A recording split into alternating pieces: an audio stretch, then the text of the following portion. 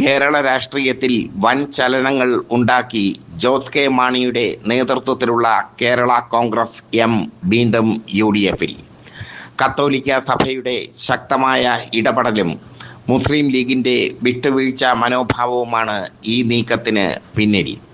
മധ്യ തിരുവിതാംകൂറിലെ ക്രൈസ്തവ വോട്ടുകൾ ഏകീകരിക്കാനും സമുദായത്തിന് നിർണായക സ്വാധീനമുള്ള UDFിനെ ശക്തിപ്പെടുത്താനും കത്തോലിക്ക സഭ താൽപ്പര്യപ്പെടുന്നു. നിലവിലെ മന്ത്രി റോഷി അഗസ്റ്റിൻ, MLA പ്രമോദ് നാരായണൻ എന്നിവർ ഈ നീക്കത്തോട് അനുകൂലിക്കുന്നില്ല. അവർ കേരള കോൺഗ്രസിൽ നിന്ന് വിട്ടുനിൽക്കാനുള്ള സാധ്യതയാണ് കൂടുതൽ. ജോസ് കെ മാണിയും സോണിയാഗാന്ധിയും തമ്മിൽ മുന്നണി മാറ്റത്തെക്കുറിച്ച് ചർച്ച നടത്തിയതായി റിപ്പോർട്ടുണ്ട്. ഇരുവരും തമ്മിൽ ഫോണിൽ സംസാരിക്കുകയും സോണിയാഗാന്ധി ജോസ് കെ മാണിയെ ക്ഷണിക്കുകയും ചെയ്തു എന്നാണ് റിപ്പോർട്ട്. ലീഗാണ് ഇതിന് മുൻകൈ എടുക്കുന്നത്. അതിനുവേണ്ടി തിരുവമ്പാടി സീറ്റ് ജോസ് കെ മാണിക്ക് നൽകാനും ലീഗ് തീരുമാനിച്ചിട്ടുണ്ട്.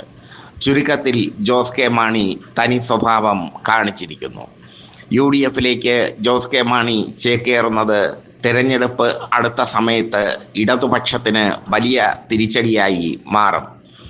കഴിഞ്ഞ നിയമസഭാ തെരഞ്ഞെടുപ്പിൽ മധ്യ തിരുവിതാംകൂറിലെ വോട്ടുകൾ അല്ലെങ്കിൽ മധ്യ തിരുവിതാംകൂറിൽ ഇടതുപക്ഷത്തിന് മുന്നേറ്റമുണ്ടാക്കിയത് ജോസ് കെ മാണിയുടെ സാന്നിധ്യം കൂടി കൊണ്ടാണ്. എന്തായാലും ജോസ് കെ മാണി അപ്രതീക്ഷിതമായി തന്നെ UDFിലേക്ക് ചേക്കേറാൻ തീരുമാനിച്ചിരിക്കുന്നു. ഇന്നലെ തന്നെ ഞങ്ങൾ ആ വാർത്ത റിപ്പോർട്ട് ചെയ്തിരുന്നു. മുഖ്യമന്ത്രി പിണറായി വിജയൻ കേന്ദ്ര നയങ്ങൾക്കെതിരെ തിരുവനന്തപുരം രക്തസാക്ഷി മണ്ഡപത്തിൽ പ്രതിഷേധ സമരം നടത്തിയപ്പോൾ ജോസ് കെ മാണി എത്തിയിരുന്നില്ല. അതിൽ നിന്ന് തന്നെ ജോസ് കെ മാണിയുടെ കള്ളത്തരം വ്യക്തമായിരുന്നു. എന്നാൽ റോഷി അഗസ്റ്റിനും പ്രമോദ് നാരായണൻ MLAയും ഇതിൽ N ജയരാജും മുഖ്യമന്ത്രിയുടെ പ്രതിഷേധ സമരത്തിൽ പങ്കെടുത്തതും ശ്രദ്ധേയം. ജോസ് കെ മാണി UDFിലേക്ക് വരുന്നതിൽ ജോസഫ് ഗ്രൂപ്പിന് കടുത്ത അമർഷമുണ്ട്. തങ്ങളുടെ പ്രസക്തി UDFിൽ നഷ്ടപ്പെടുന്നത് PJ ജോസഫ് തിരിച്ചറിയുന്നു. അതുകൊണ്ട് തന്നെ ജോസഫ് ഗ്രൂപ്പ് ശക്തിയുക്തം ഇതിനെ എതിർക്കുന്നു. പക്ഷേ ജോസഫ് ഗ്രൂപ്പിൻ്റെ എതിർപ്പൊന്നും ഇപ്പോൾ കോൺഗ്രസിന് പ്രശ്നമല്ല. UDF വിപുലീകരിക്കാനുള്ള ഏത് ശ്രമങ്ങൾക്കും തങ്ങൾ പച്ചക്കൊടി കാട്ടുമെന്ന് VD സതീശനും സണ്ണി ജോസഫും പ്രസ്താവിച്ചിരുന്നു. കേരള കോൺഗ്രസ് ജോസ് കെ മാണി വിഭാഗത്തെ പല പ്രാവശ്യം UDF തങ്ങളിലേക്ക് ക്ഷണിച്ചിരുന്നു. അതിപ്പോൾ യാഥാർത്ഥ്യമായി മാറുകയാണ്. ജോസ് കെ മാണിയെ വിശ്വസിക്കാൻ കൊള്ളില്ല എന്നാദ്യം പറഞ്ഞത് CPI ആണ്. ജോസ് കെ മാണി LDFിലേക്ക് വരുന്നതിൽ CPIക്ക് എതിർപ്പ് ഉണ്ടായിരുന്നു. CPIയുടെ എതിർപ്പ് മറികടന്ന് CPM ആനയും അമ്പാരിയുമായി ജോസ് കെ മാണിയെ സ്വീകരിക്കുകയായിരുന്നു.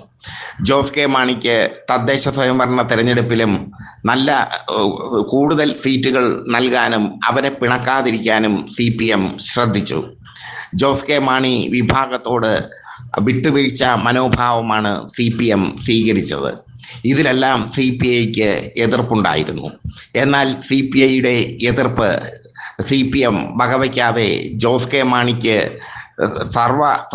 സർവ സ്വാതന്ത്ര്യവും നൽകി.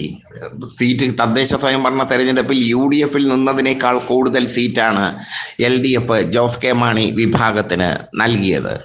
മാത്രമല്ല, കഴിഞ്ഞ നിയമസഭാ തെരഞ്ഞെടുപ്പിൽ വാരിക്കോരിയാണ് LDF സീറ്റുകൾ നൽകിയത്. 5 MLAമാരാണ് ജോസ് കെ മാണിക്ക് ഇപ്പോൾ നിലവിൽ ഉള്ളത്. എന്തായാലും ജോസ് കെ മാണി ഗ്രൂപ്പ് UDFിലേക്ക് ചേക്കേറുന്നത് അവർക്ക് ഗുണം ചെയ്യും എന്നുള്ളത് ഉറപ്പാണ്. LDF ഇനി അധികാരത്തിൽ വരില്ല എന്ന് ജോസ് കെ മാണി വിചാരിക്കുന്നു. ജോസ് കെ മാണിക്ക് അങ്ങനെ ഒരു ചിന്തയുണ്ട്. മാത്രമല്ല, UDFിലേക്ക് ചേക്കേറിക്കഴിഞ്ഞാൽ കേന്ദ്രത്തിൽ MP സ്ഥാനം അടക്കം, മന്ത്രിസ്ഥാനം കിട്ടൂലല്ലോ, MP സ്ഥാനം അടക്കമൊക്കെ, രാജ്യസഭയിൽ MP സ്ഥാനം അടക്കമൊക്കെ നേടിയെടുക്കാൻ ജോസ് കെ മാണിക്ക് കഴിയും. ജോസ് കെ മാണി ചുരുക്കത്തിൽ LDFിനെ ചതിച്ചിരിക്കുകയാണ്. കൂടെ നിന്നിട്ട് പണി കൊടുക്കുന്ന രീതി, ഇതാണ് ജോസ് കെ മാണി ചെയ്തിരിക്കുന്നത്. പക്ഷേ റോഷി അഗസ്റ്റിൻ MLAയും പ്രമോദ് നാരായണനും ജയരാജും ജോസ് കെ മാണിക്കൊപ്പം പോകില്ല എന്നുള്ളതാണ് ഇടതുപക്ഷത്തിന്റെ വിലയിരുത്തൽ. റോഷി അഗസ്റ്റിൻ MLAയും പ്രമോദ് നാരായണനും ജയരാജുമൊക്കെ ഇന്നലെ മുഖ്യമന്ത്രി നേരിട്ട് സംഘടിപ്പിച്ച കേന്ദ്ര നയങ്ങൾക്കെതിരായുള്ള പ്രതിഷേധ സമരത്തിൽ സജീവ സാന്നിധ്യം ആയിരുന്നു. തെരഞ്ഞെടുപ്പ് അടുത്തു നിൽക്കുമ്പോൾ ജോസ് കെ മാണിക്ക് കൂടുതൽ ചുമതലകൾ കൊടുക്കാൻ CPM തീരുമാനിച്ചിരുന്നു. മധ്യമേഖലാ ജാഥയുടെ ക്യാപ്റ്റനായി ജോസ് കെ മാണിയെ CPM തിരഞ്ഞെടുത്തെങ്കിലും അദ്ദേഹം അതിവിദഗ്ധമായി അതിൽ നിന്ന് ഒഴിഞ്ഞ് മാറുകയായിരുന്നു. റോഷി അഗസ്റ്റിനാണ് ഇപ്പോൾ മധ്യമേഖലാ ജാഥയുടെ ക്യാപ്റ്റൻ. ചുരുക്കത്തിൽ CPMന്റെ കൂടെ നിന്ന് അധികാരവും സൗഭാഗ്യവും ഒക്കെ നേടിയ ശേഷം ചതിച്ചിരിക്കുന്നു ജോസ് കെ മാണി LDFിനെ. ജോസ് കെ മാണി UDFിലേക്ക് പോകുന്നത് ഏറ്റവും നിർണായകമായ സമയത്താണ് എന്നുള്ളതും ശ്രദ്ധേയം. UDF ക്യാമ്പ് ഇപ്പോൾ ആഹ്ലാദത്തിലാണ്. രാഹുൽ ഗാന്ധിയും സോണിയാഗാന്ധിയുമായി ജോസ് കെ മാണിക്ക് പണ്ടേ നല്ല ബന്ധമാണ്. മധ്യ തിരുവിതാംകൂറിലെ ഏറ്റവും ശക്തമായ കേരള കോൺഗ്രസ് ഗ്രൂപ്പ് എന്ന നിലയിൽ ജോസ് കെ മാണിയോട് അവർ അനുഭാവപൂർണമായ സമീപനമാണ് സ്വീകരിച്ച് വന്നത്. എന്നാൽ പിന്നീട് കോൺഗ്രസ് ജോസ് കെ മാണിയെ തഴഞ്ഞു.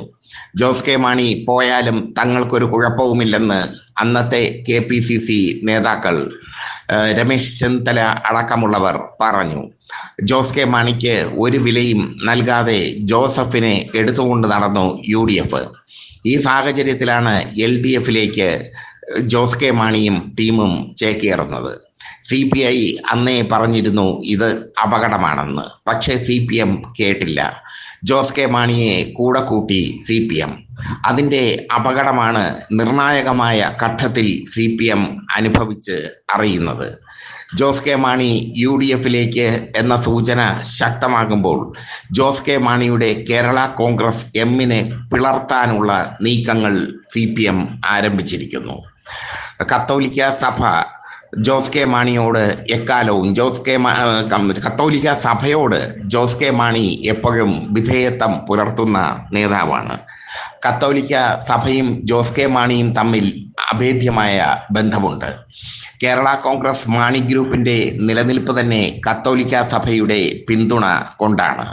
കത്തോലിക്ക സഭ ഇപ്പോൾ ജോസ് കെ മാണിയുടെ UDF പ്രവേശനത്തിൽ ശക്തമായി ഇടപെട്ടിരിക്കുന്നു എന്നുള്ളതും ശ്രദ്ധേയം.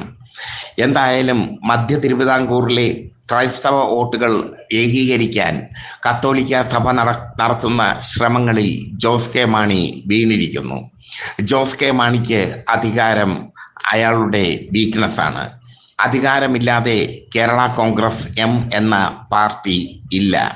അധികാരത്തിന് വേണ്ടി ഇപ്പോൾ അയാൾ കാണിച്ചിരിക്കുന്നത് കൂടെ നിന്ന് ഇതുവരെ സംരക്ഷിച്ചു നിർത്തിയ CPMനെ ചതിക്കുന്നു എന്നതാണ്.